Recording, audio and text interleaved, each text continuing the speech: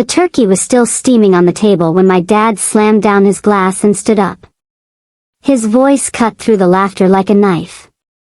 "You're not getting a penny from the family business." The room fell silent. Forks froze in midair. My siblings stared at me, wide-eyed, while cousins tried to pretend they weren't listening. My face burned hot, my stomach twisted, and for a moment, I couldn't breathe. At that table, in front of everyone I loved, my dad had just erased me.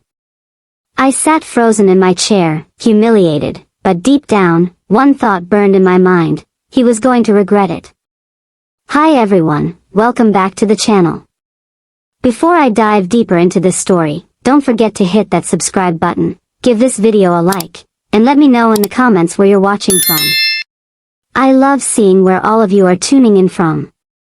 Now, imagine giving years of your life to a family business, working late nights, sacrificing everything, only to be told you'll get nothing. Not a share, not a dollar, not even recognition. That's exactly what happened to me. My dad thought he could humiliate me and walk away without consequences. I thought losing my share was the end. But what came after turned into the biggest turning point of my life. My name is Christine Parker, and when this happened, I was 27 years old. I'd spent most of my life in the shadow of the family business, a small but growing distribution company my father had built from the ground up. To outsiders, we looked like the picture of a hard-working family legacy. To me, it was a place where I poured years of sweat and sacrifice, hoping one day my efforts would be recognized. I started working there when I was barely out of high school. While my friends went off to college, I stayed behind, taking shifts in the warehouse. At first, it was just sweeping floors and organizing boxes. But over the years, I learned every part of the operation, from inventory to scheduling, from managing shipments to keeping the books balanced. I wasn't just punching in and out. I lived that business. I worked overtime, covered for sick employees, answered calls at midnight when trucks broke down. And yet, no matter how much I gave, it was never enough for my dad. My father was the kind of man who ruled with an iron voice. He never asked, he commanded. He loved the image of being a self-made businessman, the patriarch who controlled everything. And while he sometimes acknowledged my work with a grunt or a nod, his real admiration was reserved for my older brother. To him, my brother was the future of the company.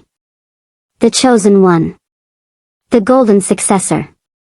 It didn't matter that he showed up late half the time, or that he couldn't even remember the names of half the employees. To my dad, he was the son who would carry the torch, and I was just the background support. But I never stopped trying.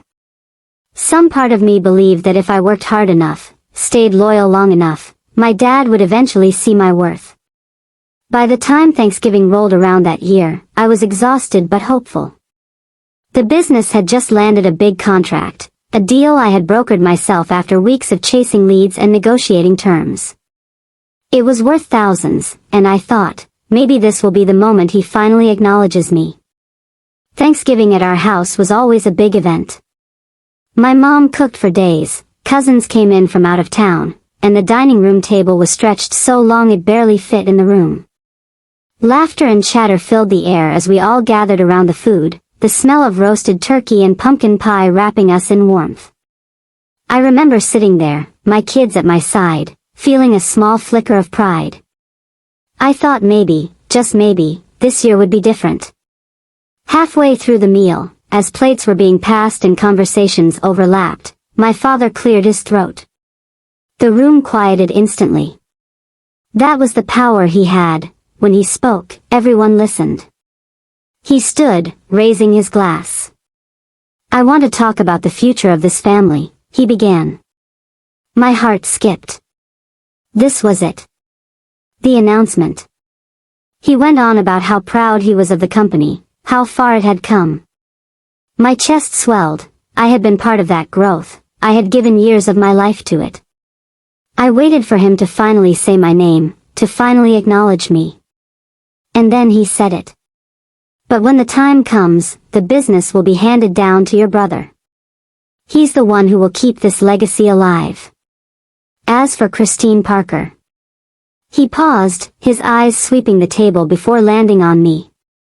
I felt every gaze turn with his. You'll get nothing. Not a penny from the business. The words hit me like a punch to the chest. Forks clattered onto plates. A cousin gasped. My mother lowered her head, not meeting my eyes. I sat there frozen, my face burning hot, my stomach twisted in knots. I could feel the humiliation crawling up my neck as my siblings exchanged looks. My brother smirked, clearly savoring the moment. My dad went on, as if he hadn't just gutted me in front of everyone. It's not personal. It's just business. You're not cut out for it. You've done, okay, but not enough to lead. You'll be fine on your own. I wanted to scream. To stand up and list every late night, every crisis I had solved, every deal I had brought in. I wanted to throw the contract I had just landed onto the table and say, without me, that deal never would have happened. But I couldn't move. I couldn't speak. I sat there in silence, swallowing my rage while the people around me avoided my eyes. The rest of the meal was a blur. I pushed food around my plate, barely tasting anything. My kids asked why I wasn't eating, but I couldn't answer. All I could think about was the betrayal, the public humiliation, the way my father had erased me in a single sentence. When it was over, I helped my mom clear the dishes in silence. My father patted my brother on the back, laughing, praising him for being the heir to the throne. My mother whispered, "Don't take it so hard, Christine Parker. It's just how things are. Just how things are." That night, lying in bed, I stared at the ceiling and felt like my entire life had been wasted. All those years of loyalty, all the sacrifices I made, for nothing. I thought I had no way to fight back. But then, I discovered something that changed everything. The Thanksgiving dinner didn't end when the turkey was cleared away. For me, the humiliation lingered long after the plates were washed and the guests had left. I could still feel the sting of my father's words echoing in my ears, "You'll get nothing." On the drive home, my kids sat quietly in the back seat, too young to fully understand what had happened, but old enough to sense that I was broken. My daughter asked softly, "Mom, why were you so sad at dinner?" I forced a smile and lied. "It was just a grown-up thing, sweetheart." But my chest felt like it was caving in. That night, I locked myself in the bathroom and cried until my eyes swelled shut. Years of loyalty, years of sacrifice, and in one sentence, I was erased. Invisible. Worthless. The days that followed were worse. My phone buzzed with messages from cousins and relatives who had been at the table. Some offered pity, "Don't let it get to you, Christine Parker. Your dad just sees things differently." Others weren't so kind. One message from a distant cousin read, "Well, maybe he's right. Not everyone is cut out for business." At work, I could feel the shift too. My brother strutted around like he already owned the place, his voice louder, his presence heavier. He ordered people around with the arrogance of a man who believed the crown had already been placed on his head. Some employees fell in line quickly. Others glanced at me with quiet sympathy but said nothing. The whispers hurt most. I overheard two of my uncles one afternoon, their voices low but sharp enough to pierce my heart. "She should have known better," one muttered. "The business belongs to her brother now. Always has." "Yeah," the other chuckled. "She was just the spare tire, filling in until the real heir was ready." A spare tire. That's what I had been reduced to. I tried to keep my head down, to do my job as if nothing had changed. But inside, I was crumbling. I replayed every late night, every deal I had fought for, every employee I had defended, all of it dismissed, forgotten. My father had made sure of that. One evening, I stayed late in the office after everyone had left. The silence was suffocating. I sat at my desk, staring at the glow of my computer screen, and for the first time, I questioned everything. Maybe I'm not good enough. Maybe they're right. Maybe I wasted my life chasing approval I was never going to get.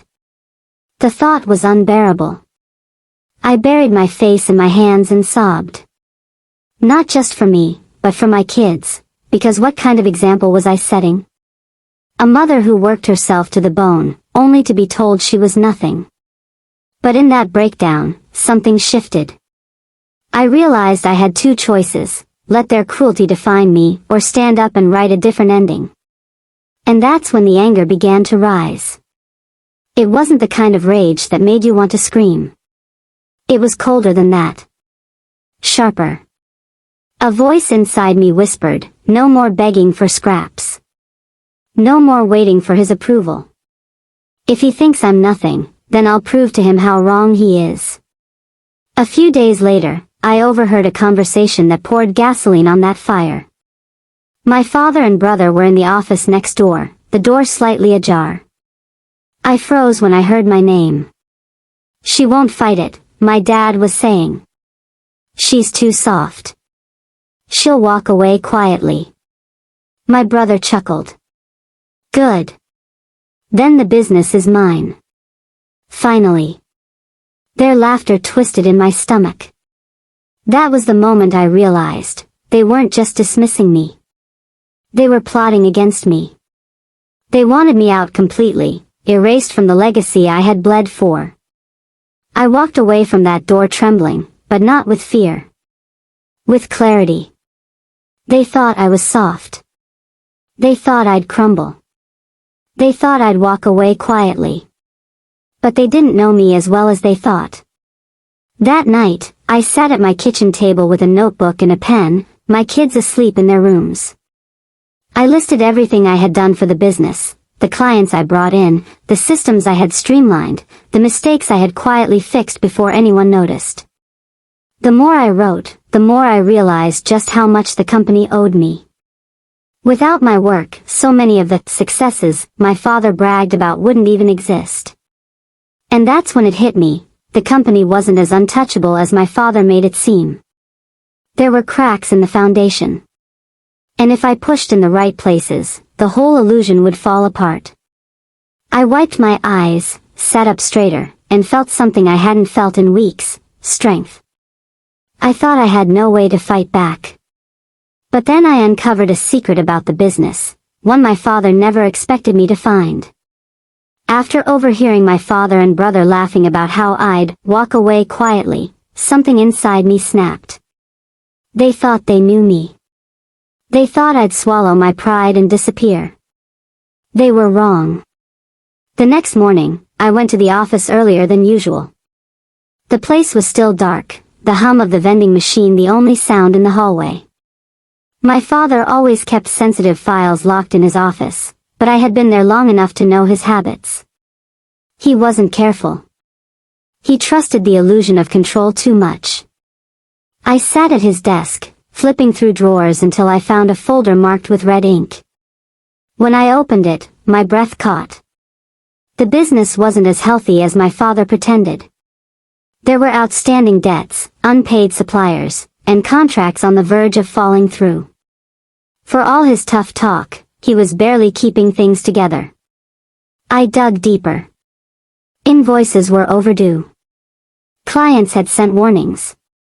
And the big account he bragged about at Thanksgiving? It was hanging by a thread. One wrong move, and the deal would collapse. I leaned back in the chair, my heart racing. All these years, I had believed my father's version of the story, that he was the mastermind holding everything up, that without him, the business would crumble. But the truth was different. The only reason it hadn't collapsed already was me. My client relationships. My careful negotiations. My systems that saved costs when suppliers hiked their prices. I was the glue. Without me, there would be no family business to fight over. The realization hit me like lightning. All those nights I stayed late, all those times I solved problems in silence, I had been keeping the company alive while my father took the credit and handed glory to my brother. And now, he wanted to erase me? Not a chance. I closed the folder, tucked it under my arm, and left the office. From that day forward, I wasn't working for him anymore. I was working for me. The next step was quiet, deliberate. I started reaching out to my contacts, the clients I had nurtured, the employees who respected me, the suppliers who trusted me. I didn't tell them what was happening, not yet. Instead, I asked subtle questions. How do you feel about the way business is being handled lately? If changes happened, would you stay with us? What I heard confirmed everything I suspected. They weren't loyal to my father. They weren't loyal to my brother. They were loyal to me. They stayed because I was the one answering their calls at midnight, fixing their problems, making sure they got what they needed. I remember one longtime client saying, "Christine Parker, if you left tomorrow, we'd follow you." No question. That sentence replayed in my head for days. I didn't storm into my father's office demanding recognition. I didn't scream or beg. Instead, I made a plan. I kept my head down at work, acting like nothing had changed. My brother strutted around, pretending to be in charge. My father ignored me, convinced I was fading into the background. But behind the scenes, I was building something stronger than their arrogance, leverage. I documented everything. Every late payment. Every mismanaged order. Every time my brother dropped the ball and I cleaned up after him. I gathered proof, carefully, methodically. It wasn't revenge through rage. It was revenge through patience. At night, when my kids were asleep, I sat at the kitchen table with my notebook, mapping out my strategy. Every detail of the plan gave me a sense of control I hadn't felt in years. I wasn't powerless. I wasn't invisible. I was waiting. And the waiting made me sharper. One afternoon, I overheard my father bragging again, this time to an uncle. "The business is strong. My son will carry it forward. Christine Parker. She'll be fine. She's just not cut out for leadership." I had to bite my tongue to keep from laughing out loud. If only he knew that the suppliers were only extending him grace because of my word. If only he knew that the system preventing shipments from falling apart had been my idea. But I said nothing. Not yet. The real power was in silence. Because silence gave me time to prepare the reveal, the moment I'd show them the truth in a way they could never deny. My kids noticed the difference in me too. One evening, my daughter asked, "Mom, why are you smiling so much lately?" I kissed her forehead and said, "Because sometimes, the best revenge is patience." She didn't fully understand, but she hugged me tighter. And that was all I needed. Weeks passed. Thanksgiving had left me humiliated. Christmas loomed, and with it, another family gathering. This time, though, I wasn't walking in broken. I was walking in ready. I had the records. I had the proof. I had the quiet loyalty of the people who actually mattered to the business. And when the moment came, when everyone was seated around that long table again, my father raised his glass to boast about the family legacy once more. That was when I pushed my chair back and stood. By the time the next family meeting came, I was ready. And when I stood up, the look on my father's face was priceless. The next family gathering came faster than I expected. My parents decided to host a family meeting right after the holidays to talk about the future of the business. For most people, that might have sounded boring. But for me, it was the stage I had been waiting for. When I walked into the room, the air was thick with pride, my father's pride, my brother's arrogance, and the smug silence of relatives who already assumed I had been cut out of the story. I sat quietly near the end of the table, a folder tucked under my arm. No one noticed it, but that folder was heavier than any insult my father had ever thrown my way. My dad started the meeting with the same old speech. This company has been built on hard work, discipline, and leadership. And I'm proud to say my son will carry it forward." He clapped my brother on the shoulder, grinning like a king passing down his crown. My brother puffed out his chest, smirking in my direction. I didn't flinch. I waited. As my father droned on about the bright future, I felt a calmness settle over me. When he finally paused, I pushed back my chair and stood up. The scrape of wood on tile silenced the room. "Dad," I said clearly, "before you talk about the future, I think everyone here deserves to know the truth about the present." He frowned, irritated. "Christine Parker, this isn't the time." "No," I said, my voice steady. "This is exactly the time." I opened the folder and pulled out the first set of documents. "Here's the truth, the business isn't as strong as you make it seem. These are unpaid invoices from suppliers. These are contracts hanging by a thread. And this," I held up another paper, "is a deal that was about to collapse until I stepped in." Murmurs spread around the table. My brother's smirk vanished. I laid out more proof, records of my client negotiations, cost-saving strategies I had implemented, systems I had built that kept the company from bleeding money. Each page was a reminder that while my father had been giving speeches and my brother had been playing heir, I had been doing the real work. Finally, I looked my father in the eye. "The only reason this business is standing is because of me. And you knew it. You just didn't want to admit it." My father's face turned red. "That's not true. I built this company from the ground up." "Yes, I cut in, but you didn't keep it standing." "I did. Without me, the suppliers walk. Without me, the clients leave. Without me, the numbers collapse." I turned to my brother. "And you think you're the heir? You couldn't run this place for a week without me cleaning up after you. The employees know it. The clients know it. And deep down, so do you." The silence that followed was heavy. My brother shifted in his seat, his face pale. My father sputtered, searching for words, but none came. Then came the scramble. My mother tried to soothe the room, my father demanded explanations, my brother tried to downplay his mistakes. But the damage was done. Everyone at that table had seen the proof. And that was when I delivered the final blow. I closed the folder and said, "But don't worry. I'm not here to beg for my share. I don't want it.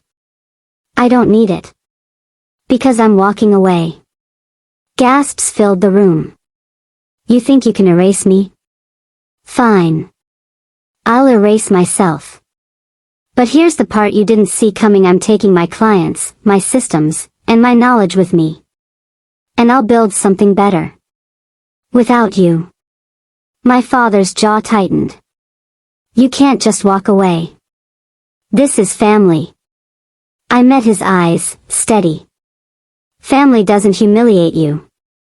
Family doesn't erase you. Family doesn't strip you of everything you've earned. You made it clear, I'm not family to you when it comes to this business. So now, I'm free." I picked up my folder, tucked it under my arm, and walked out. The months that followed were the hardest but also the most freeing. I built my own venture from the ground up, using the relationships and skills I had nurtured for years. Clients followed me, just like they had promised. Suppliers chose me over my father. Even some employees left, tired of being under my brother's thumb. At first, my father dismissed it as a joke. But soon, the cracks in his empire began to show. Without me, shipments fell apart. Contracts dissolved. The golden child heir fumbled at every turn. Slowly, the business that had once seemed untouchable began to crumble. Meanwhile, my new venture thrived. It wasn't just about money, it was about respect. For the first time in my life, I didn't have to fight for recognition. I earned it, and it was mine. 1 year later, at another Thanksgiving, I sat at my own table surrounded by friends, colleagues, and my kids. The laughter was real this time. The food was ours. And for once, I didn't feel invisible.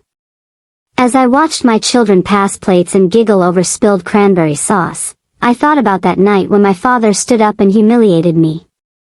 He had tried to strip me of everything. But in the end, I took away the one thing he valued most: control. Family betrayal cuts deep. But sometimes, walking away is the strongest revenge.